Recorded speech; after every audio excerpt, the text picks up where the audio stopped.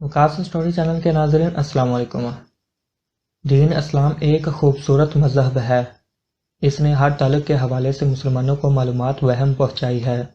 ضرورت صرف اس امر کی ہے کہ مسلمان اس بارے میں آگاہی حاصل کریں، کیونکہ اسلام بار بار مسلمانوں کو جاننے یعنی علم حاصل کرنے کا حکم دیتا ہے۔ بعض چیزیں ایسی ہوتی ہیں جو ہم اپنی عام زندگی میں کر رہے ہوتے ہیں، مگر اسلام ان چیزوں کو سختی سے منع فرماتا ہے۔ میاں بیوی کے تعلقات کے حوالے سے بھی اسلام نے مکمل ضابطہ دیا ہے۔ ایک جانب تو شوہر کو بیوی کا نگہبان بنا کر اس کو یہ حکم دیا کہ اس کے حقوق کا خیال رکھے، تو دوسری جانب بیوی کو بھی اس بات کا پابند کیا ہے کہ وہ اپنے شوہر کی خواہشات کا خیال رکھے۔ موجودہ زمانے میں مردوں عورتوں کی مساوات کی تحریک نے عورتوں کو یہ احساس بھی دلایا کہ مرد اپنی بیوی کے ساتھ تعلق قائم کر کے اس کے ساتھ زیادتی کا مرتکب ہوتا ہے۔ اس رویے کے سبب کم علم عورتیں مردوں کے حقوق کی انجام دہی سے انکار کرتی ہیں، جس سے ان کی خانگی زندگی متاثر ہوتی ہے، اور اس کا نتیجہ بڑھتی ہوئی طلاق کی شرح کی صورت میں معاشرے میں نظر آتا ہے۔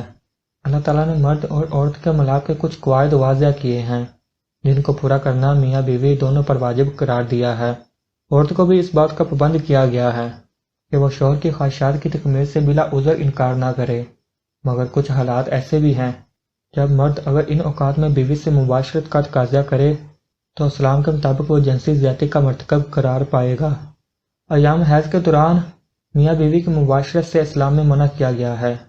اس کے ثبوت میں سورہ بقرہ کی آیت 222 موجود ہے، جس میں اللہ تعالیٰ فرماتا ہے، اور آپ سے حیض کے بارے میں پوچھتے ہیں، کہہ دو وہ نجاست ہے، بس حیض میں عورتوں سے علیحدہ رہو اور ان کے پاس نہ جاؤ یہاں تک کہ وہ پاک ہو جائیں، پھر جب وہ پاک ہو جائیں تو ان کے پاس جاؤ جہاں سے اللہ نے تمہیں حکم دیا ہے۔ بے شک اللہ توبہ کرنے والوں کو دوست رکھتا ہے اور بہت پاک رہنے والوں کو دوست رکھتا ہے۔